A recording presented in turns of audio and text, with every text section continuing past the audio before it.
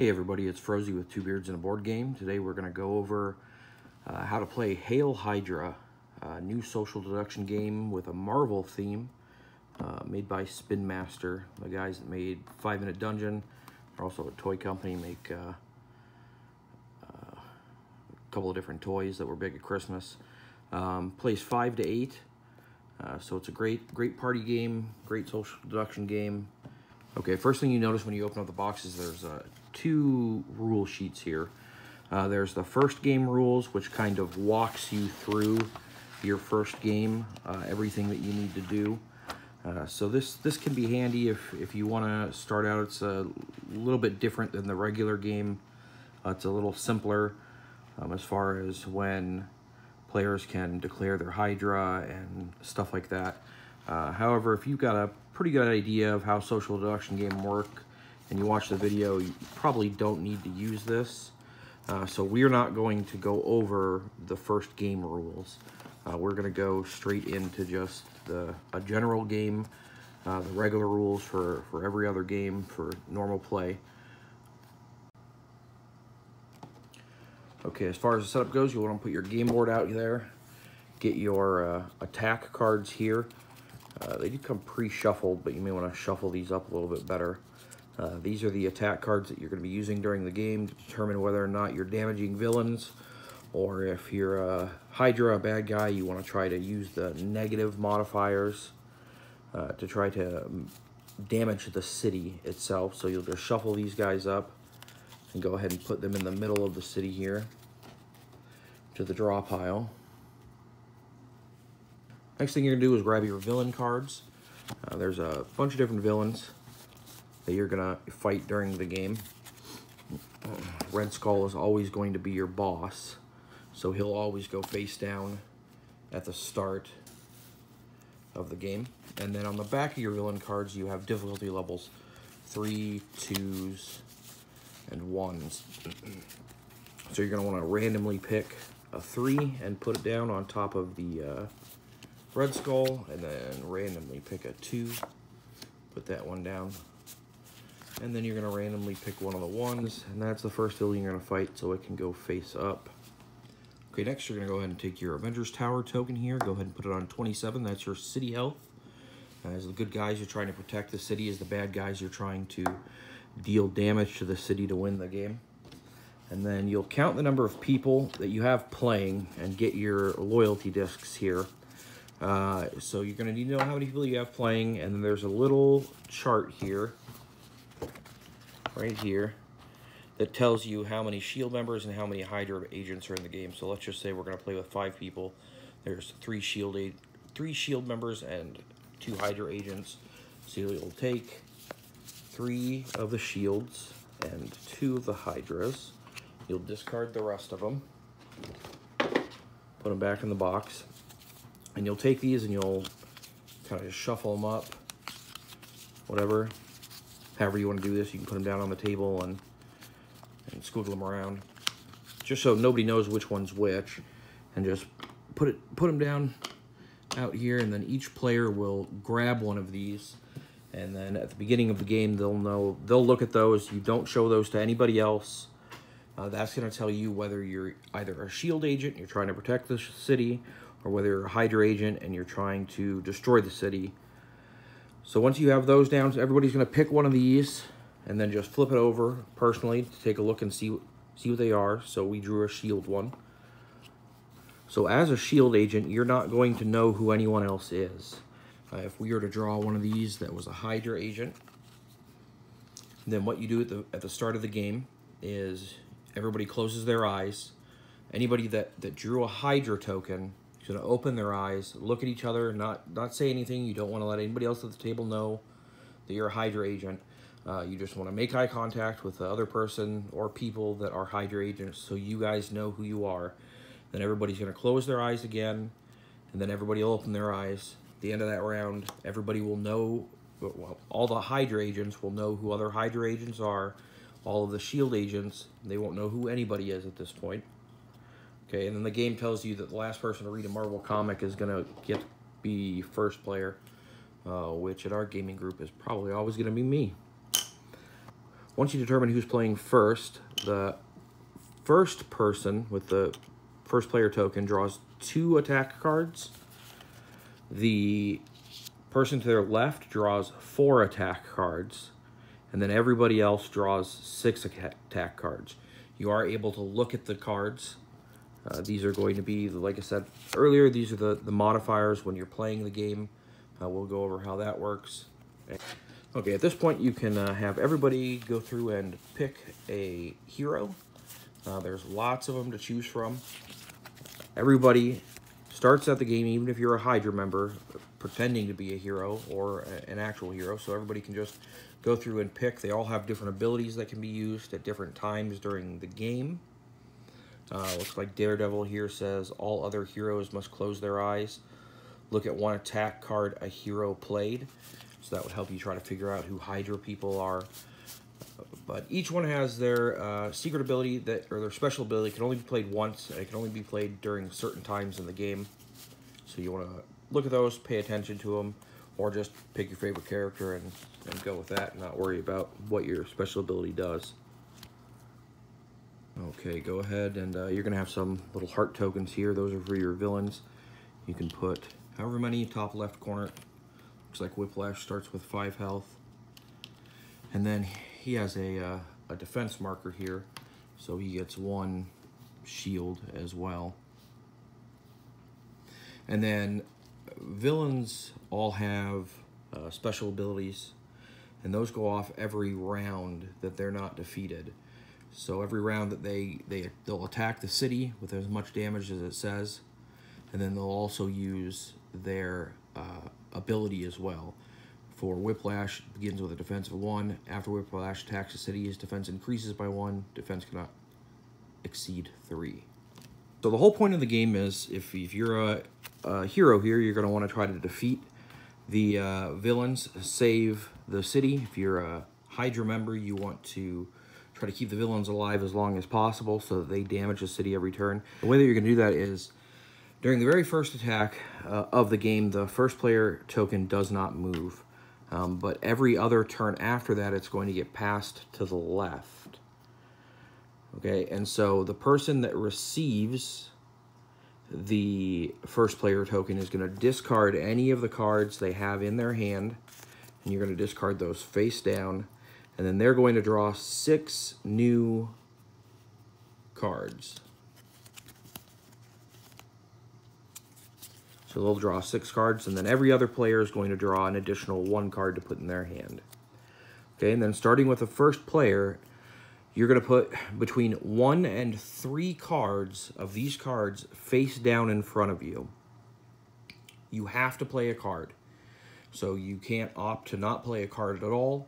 You have to play at least 1 card. Even if you're a good guy and you have all negative cards, you still have to play one of them. If you're a bad guy and you have all positive cards, you have to play one of them. So you can play between 1 and 3. Again, if you're a good guy, you want to get this plus number as high as possible. So if you're a good guy, you know, we drew the shield token at the beginning, so we're good guys. So we'll play all of our plus cards face down, make sure nobody else can see them. And then it'll go around, and everybody will take their turn playing their cards face down in front of them. Once all the cards have been played, you're going to gather them up, and we'll just, for example's sake, grab some extra cards here. You're going to gather them up, and then you'll shuffle them. So everybody's cards that they played face down are going to the pile here. You're going to shuffle them up, and then you're going to take them, and you're going to add up all your pluses, all your plus cards, to get your plus number. And then you're going to add up all your minus cards, and you're going to subtract the total number of red cards points from the total number of blue card points. Now, if there's a positive number at the end of that, let's say we had 7 points on blue and 5 on red, we have 2 attack points left over. And that would remove 2 health from our villain. However, because he has a shield, it would only remove 1 health from the villain. If we had an extra 6 points, we could kill him in 1 turn and take all 6 of them off. So any positive number removes that number of health tokens from your villain. Just keep in mind that if they have a shield, it reduces it by the number of shield tokens they have. Now, if the number comes out to be 0 through -10, then nothing happens. Okay, so if you've got so many red cards in here that you end up with a -6, nothing's going to happen. It's just going to be a wash. If you get below -10, if there are so many red cards in the pile and so few blue cards in the pile that you can get below -10, then you damage the city 1 point. So if you end up with a -12 or any number below -10, the city is going to take 1 point of damage. Once you've gone through and you've determined whether or not you've damaged your villain, whether the city takes damage, then if you haven't killed your villain attacks. And the villain attacks every turn that he's alive. And you'll see that he does 3 city damage each turn. So that's immediately going to do 3 damage. 1, 2, 3. You're going to bring that down 3. And then again, the villain abilities go off every single turn. So Whiplash gets an extra shield token up to a maximum of 3 every turn that he's still alive. Okay? And so now, next attack, his damage is reduced by 2. Okay, and so you're going to continue doing this. You'll move your first player token to the left. Again, that player will discard any cards that they have in their hand face down, and then draw 6 new cards. Every other player will draw 1 card, and you're going to continue that process until you kill your villain, or until New York City is destroyed. If that happens, then Hydra wins.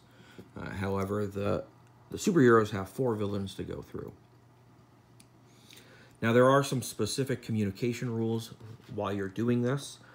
You're not allowed to be super specific about what you're playing. You can't say, I played 2 + 3 blue cards, or I played a -4 red card. Even if you're Hydra, you can't give out that much information. You can say things like, oh, I played all good cards, or oh, I had to play a bad card. So generalized information is fine. The game just doesn't want you to specifically tell people what it is you're playing. That kind of ruins the ambiance of the game. So once you're going through and you kill your villain, you get all of the damage off of him, then this villain is dead. So he'll get discarded and your new villain will come up. And so we got Constrictor. He does 3 damage to the city each turn. He's got 7 health. So they'll get harder as they go along. And then he's got a new special ability as well. So you're going to just continue along the board, continuing along your players, drawing new cards and playing cards down, trying to kill your villains while the Hydra agents try to sabotage you by playing negative cards to try to keep the villains alive as long as possible so they can get as much damage on the track as they can. Beat the first one. So after you beat Whiplash, we beat Whiplash, then we go into a voting round. And this is where you can knock out other players, not for the entire game, but just for the next mission. So they can't do as much. They still have things that they can do while they're knocked out. They just can't do as much. The rules tell you that you can set a 2-minute timer. At the end of that 2 minutes, everybody points at the person that they want to knock out. If you don't want to knock anyone out, you can point at the sky, or just don't point at anybody. You are allowed to choose not to knock somebody out. The player with the most votes to get knocked out gets knocked out for the next villain. If there's a tie, no one gets knocked out. Now, when you're knocked out of a mission, you do rejoin the mission when the next villain comes into play. But for this villain, there's a limited amount of things that you can do. You do still get to vote when the next one comes around. And then after everyone draws attack cards, before any are played, you hand 1 to 2 of your cards face down to another hero on the mission. So if you're knocked out and you're a Hydra member, maybe you got one of the -5, which is the highest negative, and you know who the other Hydra member is in the game. They're not knocked out, so you're going to go ahead and pass them a -5. Or, you know, if you're a good guy and you think you've pinned down who another hero is, you can hand them a high number blue card to try to help for that mission. So you're not going to be doing as much if you get knocked out, but you're not completely out of the game either. The one thing you can't do is randomly give cards away when you're knocked out. You have to deliberately choose those cards to give to somebody. You can't just hold up and say, okay, well, here, pick 2. It's got to be an active choice. One other thing I wanted to mention about voting players off is the number of times you vote changes depending on which boss you're going into. So after you beat your first level 1 boss, you're going to vote 1 time to kick off 1 hero when going into the second one. After you beat the second one, you're going to be voting twice going into the third one. So that means you have the potential to knock 2 players out of the round. And then if you're going into Red Skull, this is different depending on how many players you have playing the game. 5 or 6 players, you're going to vote twice. If you're playing with 7 or 8 players, you're going to vote 3 times. Which, yes, that means that you would be voting 3 people to knock out. Now, again, you're not required to vote to knock someone out. If the consensus is they don't want to knock anyone out, that's fine. However, you can knock out up to 3 people before fighting Red Skull. Okay, one special thing you can do is if you're Hydra, so if you drew the Hydra token at the beginning of the game, at any time you can yell, "Hail Hydra!" Even if you're knocked out during a mission, you can yell, "Hail Hydra," and reveal that you are a Hydra agent. On the back of your card here, it's got suggested ability strategies here. And then it kind of tells you a little bit about Hydra. Then it also tells you announcing Hail Hydra and how that works.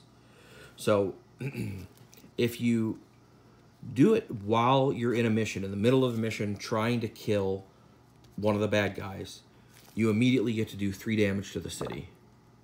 Right? If you do it while you're knocked out, so let's say you got voted out last round and we're fighting the Constrictor, you're knocked out for this villain fight. However, you can still reveal that you're Hydra, and you'll deal 1 damage to the city. Once you're Hydra, you can no longer use your hero ability. And then, while in a mission, after you've revealed that you're Hydra, there's a couple of new things that you're able to do. You're going to play your cards first. You're going to play all of your cards face up.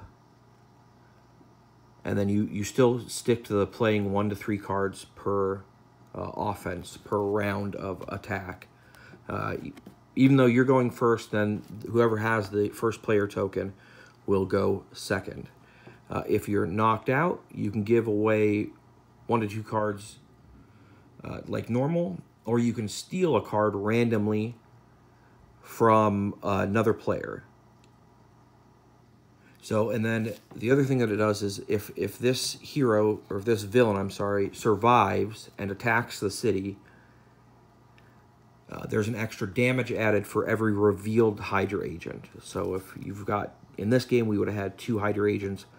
If they're both revealed, then instead of doing 3 damage to the city each round that it's still alive and attacks, it's going to do 5 damage to the city. Okay, so let's say that you've gone ahead and you've made it, and you've beaten all your villains, and now you're down to your final villain, Red Skull. He's got 13 health, 6 damage to the city each turn. He's got 1 shield. He's got the special ability for quick attack. And then it says each revealed Hydra agent can choose for playing, giving, or stealing attack cards to give Red Skull 1 defense this offense. So Hydra agents can add shields to his card just for that attack, for that round of playing cards to help protect him. And then he's got an interesting cosmic cube penalty that he is the only one that has this. If you deal too much damage to him at a time, he deals damage back to the city. So any excess damage 5 higher than the Red Skull's remaining health damages the city instead. If it's New York City destroyed, shield loses. So what that means is, let's say he's got 5 health left on him, and then you do 11 damage. So that's 6 extra damage above the 5 health that he has. If that happens, then 6 damage goes to the city. Now, you're going to kill Red Skull, obviously, because you did more damage than health. However, that 6 damage, if you're down at the bottom here, towards the end of the game, you don't have much health left on your city. If that 6 damage destroys New York City, even though you got to kill Red Skull, the heroes still lose. Hydra wins because their whole goal was New York City, whether or not Red Skull survived. So make sure you keep that in mind when you're doing your final attack on Red Skull, is that you can kill him and still lose the game. Well, that's it for Hail Hydra. Definitely a fun game, especially if you're into comic books. I personally love Marvel. I love the artwork on all the cards. Game quality is pretty good. The box insert is fantastic. We appreciate you watching the videos. If you have any questions about gameplay, go ahead and leave those in the comments. Go ahead and hit that like and subscribe button. Check us out on social media or on Facebook and Twitter. And we'll see you later.